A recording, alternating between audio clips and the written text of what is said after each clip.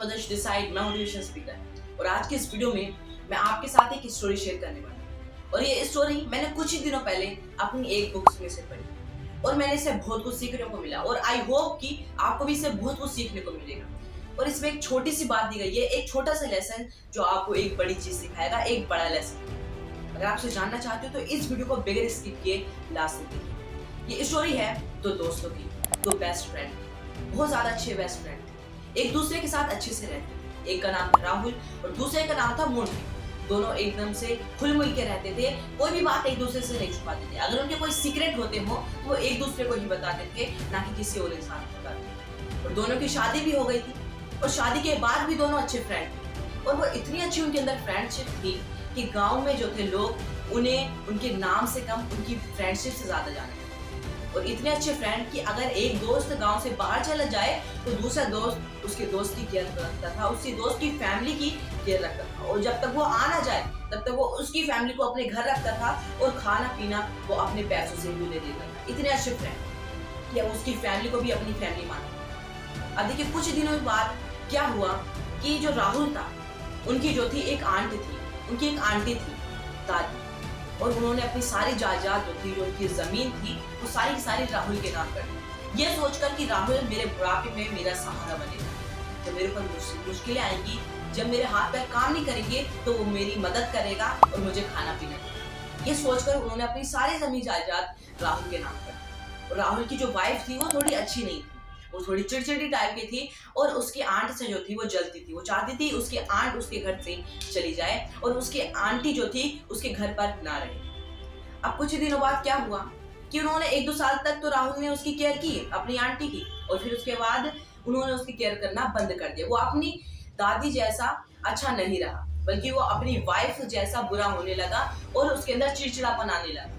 और फिर वो अपनी आंटी से अच्छे से बात नहीं करता और उन्हें पैसे भी नहीं देता, ना ही उनकी देखभाल करता, और उन्हें खाना देने से भी उसकी वाइफ ने और राहुल ने मना कर दिया। अब जो थी उनकी आंटी, उन्हें ये चीज अच्छी नहीं लगी तो उन्होंने गांव वालों से ये चीज बताई, कुछ लोगों से उन्होंने बताई ये बात, कुछ लोगों ने उन्हें सहानुभूति दी, उनके साथ उनका दुख में अपना दुख मिलाया और उन्हें थोड़ा सा सहारा दिया। 2-3 दिन उन्हें अपने घर रखा। लेकिन कोई भी इंसान किसी गैर इंसान को अपने घर कैसे रख सकता है ज्यादा दिन?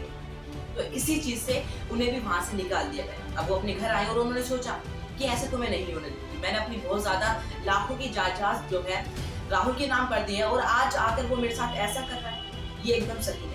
तो उसने सोचा मैं पंचायत बिठाऊंगी, गांव के सब लोगों को इकट्ठा करूंगी और अपनी ये परेशानी बताऊंगी ताकि उसका मुझे हल मिल सके। अब उसकी आंटी ने सोचा कि राहुल का एक अच्छा फ्रेंड भी है मोंटी, तो क्यों ना मैं उसके पास जाऊं अपनी परेशानी लेकर। इसी सोच में वो राहुल के दोस्त के पास, मोंटी के पास चली गई और उन्हें ये सारी बात बताई और उनसे कहा कि मैं कल पंचायत बिठाऊंगी, सब लोग गांव में आएंगे और तुम भी जरूर आना और तुम मेरे खिलाफ लड़ो। अब जो था मोंटी हैरानी में पड़ गया कि वो तो मेरा बेस्ट फ्रेंड है, मैं उसके खिलाफ कैसे जा सकता हूँ? अगर उसकी गलती भी है तो वो तो लेकिन मेरा बेस्ट फ्रेंड है और सब लोग जानते हैं कि मैं उसकी के खिलाफ कैसे जाऊँ? मैं उसके खिलाफ जा ही नहीं सकता, वो मेरा बेस्ट फ्रेंड है। उसने आंटी को बहुत देर तक समझाने की कोशिश की, लेकिन उसकी आंटी ने कहा कि नहीं, तुम आओगी, मुझे पता है तुम सच्चाई का ही साथ दोगे। अब राहुल भी सोच में पड़ गया। उस रात वो सोया नहीं। उसने सोचा कि कल मैं क्या करूंगा, मेरा बेस्ट फ्रेंड है, कि मैं अपने बेस्ट फ्रेंड के खिलाफ जाऊं, कि मैं सच की तरफ जाऊं या झूठ की तरफ जाऊं। अब वो इसी सोच में सोचता रहा।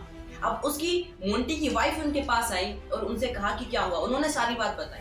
अब फिर उसकी वाइफ ने भी कहा कि आप जो है अपने दोस्त का साथ ना देके नेगेटिविटी की तरफ ना जाके पॉजिटिविटी की तरफ जाओ, आप अपनी गलत का साथ मत दो बल्कि सही का साथ दो। अब उन्होंने सोचा कि लेकिन मेरा फ्रेंड है वो, मैं कैसे सच्चाई का साथ दूं? फिर भी उनकी वाइफ वहां से चली गई। अब कल पंचायत बैठी और उसकी आंटी, राहुल और मोंटी और सारे गांव वाले भी वहां पर थे। अब गांव वालों ने क्या कहा, उन दोनों से क्वेश्चन करे, बहुत सारे क्वेश्चन किए, उसकी वाइफ से भी राहुल की और राहुल से भी। बहुत सारे क्वेश्चन करने के बाद अब आंटी की बारी आई, उनसे भी बहुत सारे क्वेश्चन किए। अब आंटी से कहा कि ये हमें एक बंदा चाहिए जो कि आपके खिलाफ बोल सके। तो उन्होंने अपनी उंगली जो थी मोंटी की तरफ की, यानी कि राहुल के दोस्त की तरफ, कि ये मेरे खिलाफ बोलेगा। अब राहुल का दोस्त मोंटी सोचने लगा मैं क्या करूं, मैं अपने दोस्त के खिलाफ जाऊं? लेकिन जो राहुल था मन ही मन बहुत ज्यादा खुश होने लगा, ये तो मेरा फ्रेंड है, मेरे खिलाफ कभी नहीं जाएगा, ये मुझे पता है मेरे खिलाफ तो जा ही नहीं सकता, मेरा बेस्ट फ्रेंड है। अब लेकिन मोंटी को पता था मुझे सच्चाई का साथ देना है। मेरे घर वालों ने, मेरी फैमिली ने भी यही कहा है और सब लोग भी यही कहेंगे कि आप सच्चाई का साथ दो। अगर आज मैंने गलत का साथ दिया तो फिर क्या होगा कि मेरे ऊपर बहुत सारी मुश्किल आएंगी और कल क्या होगा कि कोई मेरे खिलाफ गलत चीजें बोले। इसलिए उसने ये सोचकर मोंटी ने सच्चाई का साथ दिया और उससे कहा, राहुल से कहा कि हाँ, राहुल की ही गलती है। अगर राहुल को उन्होंने अपनी जमीन दी है तो उसके बदले में उन्हें उनकी केयर करनी चाहिए, उन्हें खाना खिलाना चाहिए। लेकिन उसने ऐसा नहीं किया। अगर उसने ऐसा नहीं किया तो उसकी आंटी को वापस उसकी जमीन ले लेनी चाहिए राहुल से। अब गांव में ये पंचायत पूरी तरह से फैल गई। सब लोगों के घर में इसी चीज के बारे में बात करी कि एक दोस्त ने अपने बेस्ट फ्रेंड का साथ नहीं दिया, उसने सच्चाई का साथ दिया। ये चीज एक तरफ से सही हुई थी, लेकिन जो मोंटी था ये इसे गलत समझ रहा। लेकिन फिर उसे भी लगने लगा कि हाँ, मैंने सच्चाई का साथ दिया, मैंने अच्छा किया। अब उस दिन से जो था कि उसकी जमीन जो थी आंटी की, उन्होंने वो वापस ले ली क्योंकि राहुल ने उनकी केयर नहीं की।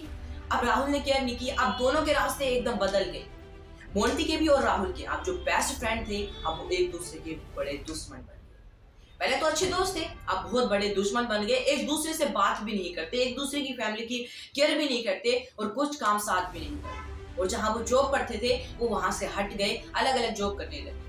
अब राहुल जो था अपने मोंटी दोस्त से गुस्सा था और मोंटी भी अपने दोस्त राहुल से गुस्सा था।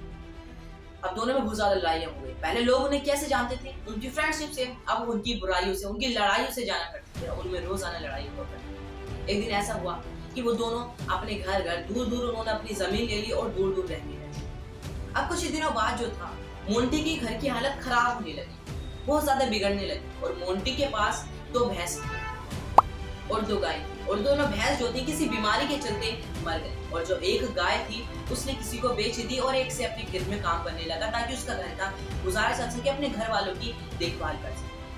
अब जैसे ही उसका बैल उसने किसी को बेचा, उसने कहा कि अगर ये 1 महीने तक टिका तो मैं आपको उसके पूरे पैसे दे दूंगा। अब फिर क्या हुआ कि वो 15 दिन में ही बैल मर गया किसी भी बीमारी से, क्योंकि उस वक्त उनके गाँव में एक बीमारी फैल गई। अब बैल तो मर चुका था तो उसने मालिक ने कह दिया कि मैं इसके पैसे नहीं दूंगा। मोंटी को कह दिया आप जाओ और मैं आपको इसके पैसे नहीं दूंगा।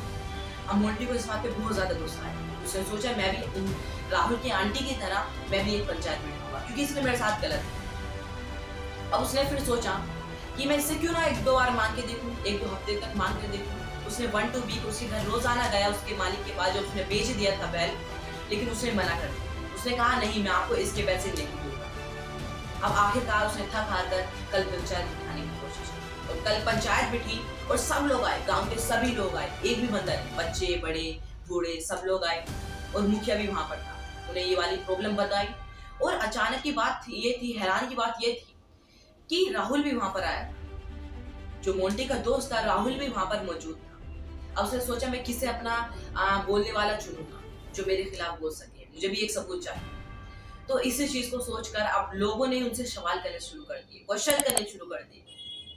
बैल के बारे में भी क्वेश्चन किया और जो बैल का मालिक था जिसे उसने बेच दिया मोंटी ने, उससे भी क्वेश्चन किया गया। उसने बताया मैं इसके पैसे नहीं दूंगा, मैंने कहा था कि ये 30 दिन से पहले तक अगर मर गया तो मैं इसके पैसे नहीं दूंगा और इसने इसके बैल ने मुझे धोखा दिया। अगर ऐसी ही बात है तो ये मेरा बैल ले ले और अपने खेत में दोनों बैलों से काम करे और मुझे 15 दिन बाद लौटा दे, लेकिन मैं इसके पैसे नहीं दूंगा। अब गाँव वालों ने ये चीज सुनी तो उन्हें भी थोड़ा सोच में पड़े गए। अब फिर उसके बाद अब आई मोंटी की बारी, उससे भी बहुत सारे क्वेश्चन किए गए कि तुम भी बताओ क्या बात है। उसने भी अपनी सारी बातें बताई। अब उससे कहा गया कि आप एक बंदा चुन लो जो कि आपके खिलाफ बोल सके, आपके बारे में बोल सके, आपकी साइड ले सके। तो उसने सोचा मैं किससे चुनूं। फिर उसे याद आया हाँ मेरा दोस्त। उसने राहुल की तरफ ली और राहुल से कहा कि राहुल मेरे बारे में बोलो। अब राहुल को उस वक्त पता चल चुका था, जैसे ही उसके ऊपर बहुत सारी प्रॉब्लम्स आई, उसके ऊपर जिम्मेदारी आई तो उसे पता चल चुका था कि जिम्मेदारी असलियत होती है।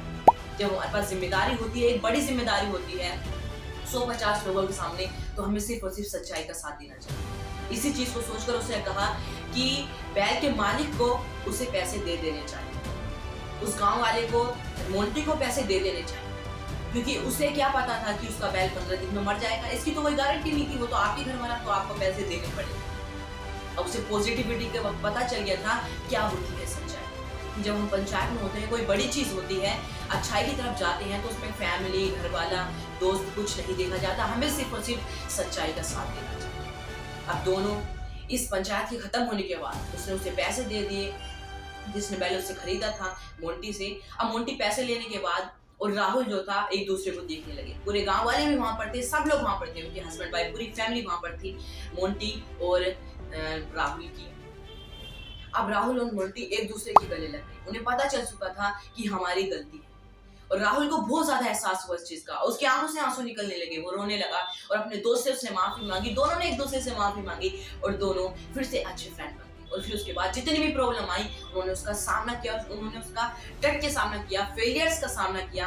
और फिर उसके बाद क्या हुआ कि दोनों की घर की हालत अच्छी होने लगी और वो एक रिच इंसान भी बन गए और उन्होंने फिर कभी भी लड़ाई नहीं की। अब लोग उन्हें फिर से उनकी दोस्ती से जाने जाते।